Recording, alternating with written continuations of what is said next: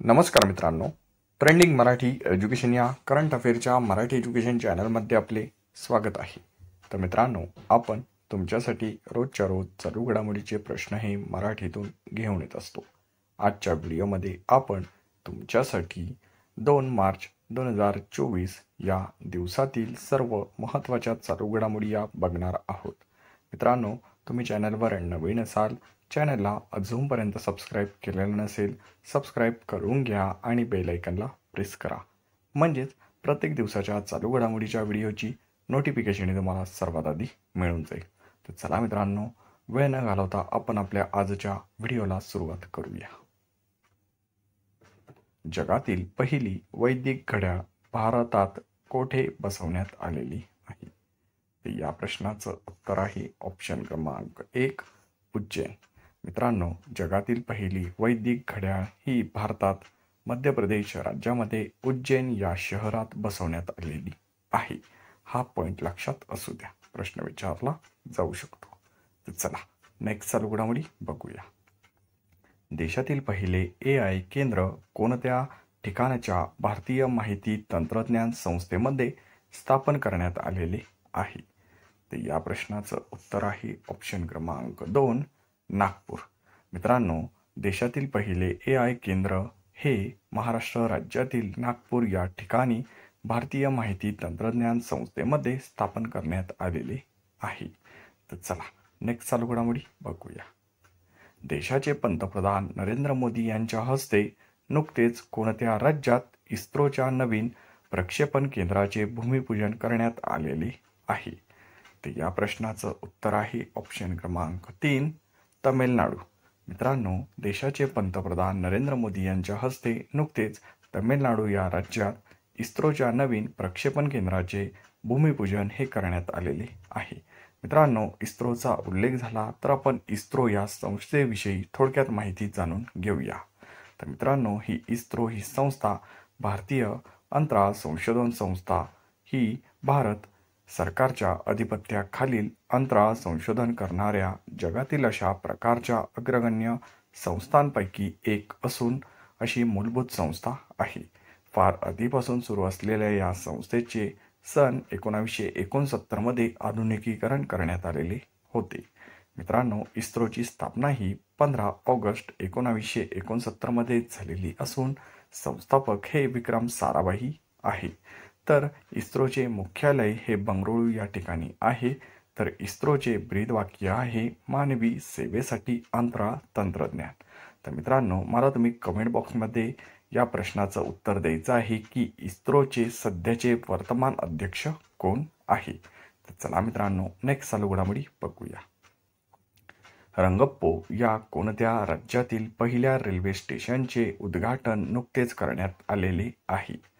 तर या प्रश्नाचं उत्तर आहे ऑप्शन क्रमांक 4, सिक्कीम. मित्रांनो, रंगप्पो या सिक्कीम राज्यातील पहिल्या रेल्वे स्टेशनचे उद्घाटन नुकतेच करण्यात आलेले आहे. तर चला नेक्स्ट चालू घडामोडी बघूया. जागतिक बौद्धिक संपदा निर्देशांक 2024 मध्ये भारताचे स्थान कितवे आहे? तर या प्रश्नाचं उत्तर आहे ऑप्शन क्रमांक 1, 42वे. जागतिक बौद्धिक संपदा निर्देशांक 2024 मध्ये भारताचे स्थान हे 42वे आहे. तर मित्रांनो, या जागतिक बौद्धिक संपदा निर्देशांक 2024 मध्ये पहिल्या क्रमांकावर आहे युनायटेड स्टेट, तर दुसऱ्या क्रमांकावर आहे ब्रिटन आणि तिसऱ्या क्रमांकावर आहे फ्रान्स हा देश.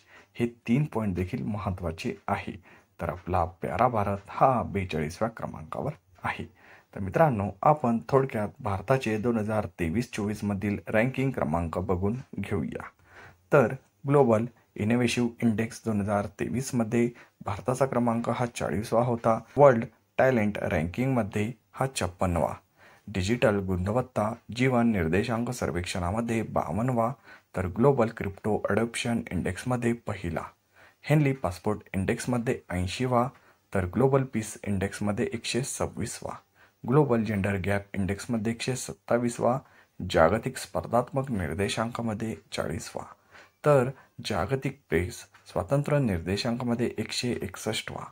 आर्थिक स्वातंत्र्य निर्देशांकामध्ये 131वा. तर लॉजिस्टिक कामगिरी निर्देशांकामध्ये 38वा.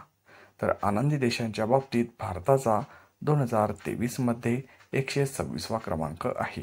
मित्रांनो, आपण हे सर्व भारताचे 2023-24 मधील रँकिंग बघितले. हे तुम्ही सर्व आपल्या करंट अफेअरच्या बुकमध्ये नोट डाऊन करून ठेवा. यावर प्रश्न हा विचारला जाऊ शकतो, त्यामुळे हे सर्व रँकिंग महत्त्वाचे आहे. तर चला नेक्स्ट चालू घडामोडी बघूया. महाराष्ट्र राज्यातील कोणते शहर हे देशातील सर्वात उष्ण शहर ठरलेले आहे? तर या प्रश्नाचं उत्तर आहे ऑप्शन क्रमांक 2 पुणे. मित्रांनो, महाराष्ट्र राज्यातील पुणे शहर हे देशातील सर्वात उष्ण शहर ठरलेले आहे. तर चला नेक्स्ट चालू घडामोडी बघूया. फेलिटी तिओ यांची कोणत्या देशाच्या पंतप्रधानपदी निवड झालेली आहे? मित्रांनो, फेलिटी तिओ यांची ऑप्शन क्रमांक 3 तवालू या देशाच्या पंतप्रधानपदी निवड ही झालेली आहे. तर मित्रांनो, आपण नवीन 2024 मधील कुठल्या कुठल्या देशात कोणकोणते नवीन राष्ट्राध्यक्ष आहे ते बघून घेऊया. यावर देखील प्रश्न हा विचारलेलाच असतो. तर नेपाळचे राष्ट्राध्यक्ष आहे रामचंद्र पोडेल. तर फिनलँडचे आहे साऊली निनेस्तिओ. तर अमेरिकेचे आहे जो बायडन. तर पाकिस्तानचे आहे अरिफ अल्वी. मालदीवचे आहे मोहम्मद मुइझ्झू. इक्वेडोरचे आहे डॅनियल नोवा. अर्जेंटिनाचे आहे झेवियर मायली. तर रशियाचे आहे व्लादिमीर पुतिन. तर युक्रेनचे आहे व्लादिमीर झेलेन्स्की. फ्रान्सचे आहे इमॅन्युएल मॅक्रॉन. तर बांगलादेशचे आहे मोहम्मद अब्दुल हमीद. श्रीलंकेचे आहे अनिल विक्रमसिंघे. तर मित्रांनो, तलाऊ देशाचे हे पंतप्रधान आहे फेलिटी तिओ. हे वेगळे आहे कारण आपण हे सर्व राष्ट्राध्यक्ष बघितले आणि हे तलाऊ देशाचे पंतप्रधान फेलिटी तिओ आहे. हा देखील पॉईंट तुम्ही लक्षात असू द्या. चला मित्रांनो, नेक्स्ट चालू घडामोडी बघूया. शून्य भेदभाव दिवस कधी असतो? मित्रांनो, शून्य भेदभाव दिवस ऑप्शन क्रमांक 4 1 मार्च या दिवशी आपण साजरा करत असतो. मित्रांनो, या दिवशी अजून एक दिवस असतो, तर तो म्हणजे जागतिक नागरी संरक्षण दिन. हा दिन देखील 1 मार्च या दिवशी असतो. तर मित्रांनो, आपण मार्च महिन्याचे सर्व दिनविशेष बघून घेऊया, कारण प्रत्येक पेपरमध्ये दिनविशेषवर हा एक तरी प्रश्न असतोच, त्यामुळे दिनविशेष देखील तितकेच महत्त्वाचे आहे. तर चला आपण एक एक करून एक एक दिनविशेष बघून घेऊया. 1 मार्चला असतो शून्य भेदभाव दिवस, जागतिक नागरिक संरक्षण दिवस. 3 मार्चला असतो जागतिक वन्यजीव दिवस आणि जागतिक श्रवण दिवस. 4 मार्चला असतो राष्ट्रीय सुरक्षा दिन, कर्मचारी प्रशंसा दिवस. तर 8 मार्चला असतो आंतरराष्ट्रीय महिला दिवस. 9 मार्चला असतो जागतिक किडनी दिवस. 10 मार्चला असतो CISF स्थापना दिवस. 15 मार्चला असतो जागतिक ग्राहक हक्क दिन. तर 16 मार्चला असतो राष्ट्रीय लसीकरण दिन. 18 मार्चला असतो जागतिक झोपेचा दिवस. 20 मार्चला असतो जागतिक चिमणी दिवस आणि आनंदाचा आंतरराष्ट्रीय दिवस.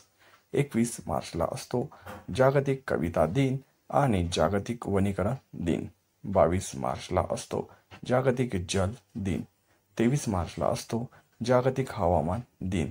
तर 24 मार्चला असतो जागतिक क्षयरोग TB दिन. तर 27 मार्चला असतो जागतिक रंगभूमी दिन. मित्रांनो, आपण हे सर्व मार्च महिन्याचे दिनविशेष बघितले, ते आपल्या करंट अफेअरच्या बुकमध्ये नोट डाऊन करून ठेवा. मित्रांनो, आपण घेत असलेले रोज टॉप 10 करंट अफेअरचे प्रश्न वहीमध्ये नोट डाऊन केले पाहिजे आणि आठवड्यातून एकदा तरी वहीलाही रिव्हिजन दिली पाहिजे. याचा फायदा तुम्हाला येत्या परीक्षेमध्ये नक्कीच होणार आहे. मित्रांनो, अशाच रोजच्या रोज टॉप 10 करंट अफेअरचे प्रश्न बघण्यासाठी ट्रेंडिंग मराठी एज्युकेशन चॅनलला अजूनपर्यंत सबस्क्राईब केलेलं नसेल, सबस्क्राईब करून घ्या आणि बेल आयकॉनला प्रेस करा, म्हणजेच प्रत्येक दिवसाच्या चालू घडामोडीच्या व्हिडिओची नोटिफिकेशन तुम्हाला सर्वात आधी मिळून जाईल. मित्रांनो, व्हिडिओ हा आवडत असेल आणि व्हिडिओमधील प्रश्न देखील तुम्हाला आवडत असतील तर व्हिडिओला एक लाईक जरूर करा आणि आपल्या जवळच्या अभ्यासू मित्रमैत्रिणींना व्हिडिओ हा जास्तीत जास्त शेअर करा. याचा फायदा तुम्हाला आणि त्यांना येत्या परीक्षेमध्ये नक्कीच होणार आहे. मित्रांनो, पूर्ण व्हिडिओ बघितल्याबद्दल तुमचे ट्रेंडिंग मराठी एज्युकेशन या करंट अफेअरच्या मराठी एज्युकेशन चॅनलतर्फे मनापासून धन्यवाद.